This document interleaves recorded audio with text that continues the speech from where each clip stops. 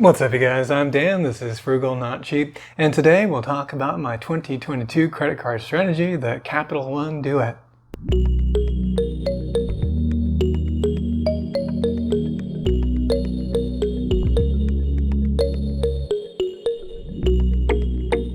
So for a long time, my credit card strategy was the Chase Trifecta. You can check out my video on that there. Still a good system, I think. Personally, I would rank these as the CapitalOne Duet that we'll cover today as number 1, then the Chase Trifecta number 2, and then an American Express setup as number 3. But of course, that order could be very different depending on your particular spending and your particular taste, the things that you value. Obviously, the Amex setup kind of tends to a more sort of luxurious city lifestyle, a little bit more spendy than where I am, get a lot more value. If you care about things like incidental airline fees and Equinox and I don't know, status at hotels, if you're traveling a lot and staying in hotels, that can be really worthwhile as well. Then the Chase Trifecta, I think, is somewhere in between. Provides a little bit of a better value if you're a little bit less spendy. But again, I think the number 1 total net value for my situation is this CapitalOne Duet. This is the combination of the CapitalOne SavorOne card, which gives you 3% back on dining, entertainment, groceries, and select streaming services. And the CapitalOne Venture X, which will give you 10x on, I think, rental cars and hotels, and then 5x on flights booked through their travel portal. I was trying to think of a good name for this credit card setup, and we've got the Chase Trifecta. I was thinking this is 2 cards, what can we call them? I thought about CapitalOne Duo, but it just kind of reminded me of the sort of Adam West Batman thing, just kind of hokey a little bit, like, the dynamic duo, what have you.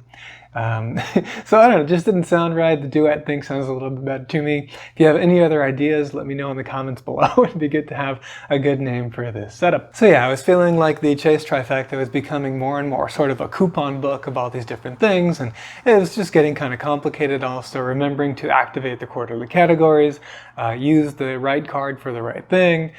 So this is a much simpler setup, and I like it.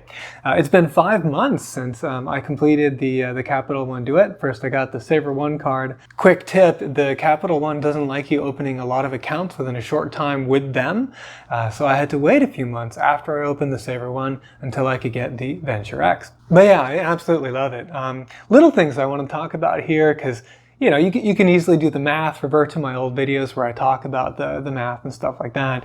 But to give you more of an idea of how I feel about it after 5 months, one thing I really like is the app. So their app is really intuitive, and basically you can swipe amongst your different card accounts with them. So the landing page is usually my SavorOne card. I think that's the one that I go to as often, but I can just swipe left and right to get to my Quicksilver card or over to my Venture X card. And on top of that, it gives you the information that you want real quick. So it's got your balance, if you've got a payment information, it's got your rewards balance. And a really cool thing that I like is it's very easy to redeem rewards. You just click on the rewards button, and then you say how you want to redeem them. And then there's this little slider that you just slide over, and bam, you have redeemed your rewards. So really like that.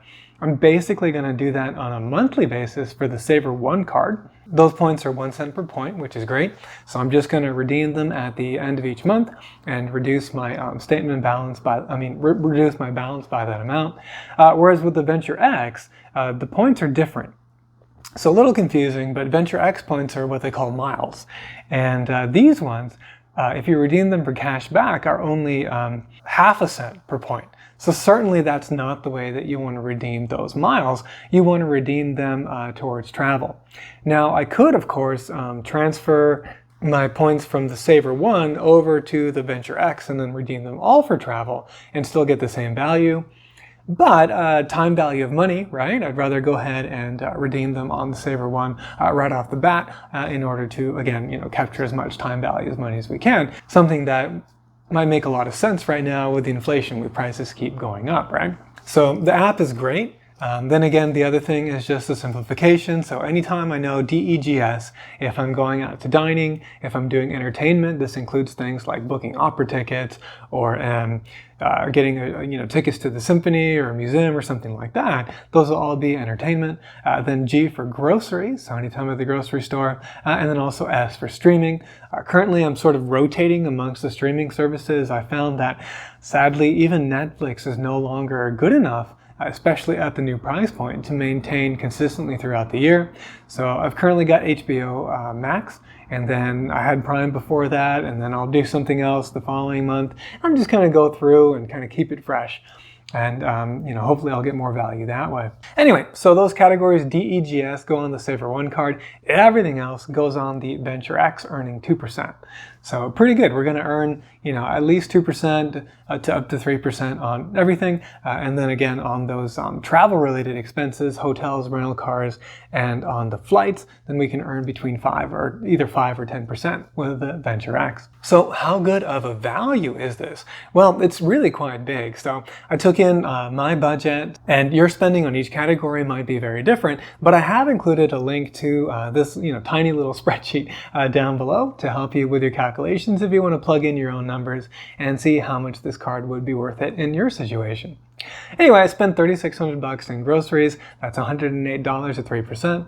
I spent $1,500 in dining. That's $45. $300 in entertainment. I figured I'd probably book, some tickets for me and some friends or my parents or something to go see a show once a year. That's another $9. Then $180 streaming, on average, right? $5. Then the $1,000 for travel. These will be flights, so they'll be at 5%, giving us $50. And then my other spending outside of this, not my rent, of course, because there's a 3% transaction fee. Makes no sense to pay 3% to earn 2%, so I won't be doing that. But I spend a little over $6,600. And at 2%, that's going to be another $264 for a total of $482 just in straight rewards points. Now, of course, this doesn't all come for free. There is an annual fee for this card, so that's $395. But we get a $300 travel credit. We get another $100 on our anniversary bonus. So already, that negates the travel credit and adds another $5. Then this time I got an Airbnb credit. Pretty crazy. For some reason, my rent for this apartment coded as travel, and so I got the $200 credit on that. That was pretty sweet. I might next year, just because $200, right? If they're still offering the credit, I might pay $200 of my rent with the card, see what happens. Probably worth the risk. On 3% of 200 will be as much as I'll lose on it, not a big deal. Oh no, 1% net, right?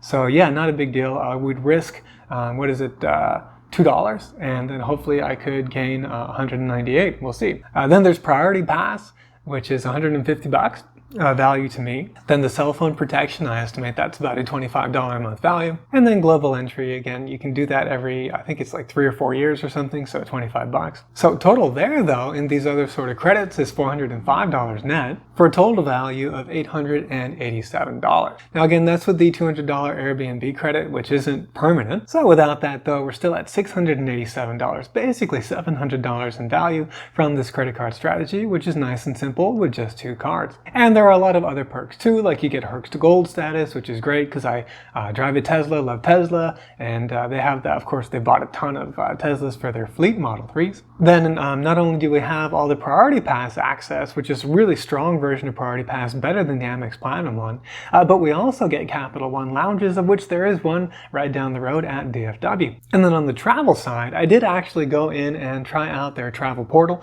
I booked a flight for my parents to come and visit me. The travel credit got posted within just a few business days. That was pretty cool. And then the experience on the travel portal was just fine. The only negative is that when I wanted to go back and make changes, I kind of had to start over. It didn't have a really good flow to it. But otherwise, it was a good experience. Like, it was pretty easy to do, and the prices were certainly competitive. I checked on Google separately, flights.google.com, and got exactly the same values, so no problem there. And then when we're talking about travel, an often overlooked benefit of this setup is that the CapitalOne SavorOne card is one of the very few zero annual fee cards that has no foreign transaction fees. So you can use both of these cards while you're traveling and still get the benefit of 3% on those those particular categories, 2% on everything else. And these are a MasterCard and a Visa card, and so they're very, very widely accepted. Whereas if you've ever gone traveling in, say, Southeast Asia with an American Express, you're going to have a hard time using it everywhere. Even here in the States, my buddy Mike got an Amex card for the sign-up bonus, had a really hard time using it at restaurants trying to get that sign-up bonus. So another big benefit there. Yeah, I absolutely love this combo, the CapitalOne Duet, or if you've got a better name suggestion, let us know in the comments below. Again, download the spreadsheet, put in your own numbers if that's helpful. Hope you found today's video helpful. If you did, please hit the like button and consider subscribing. Thank you very much for watching, and I'll see you in the next video.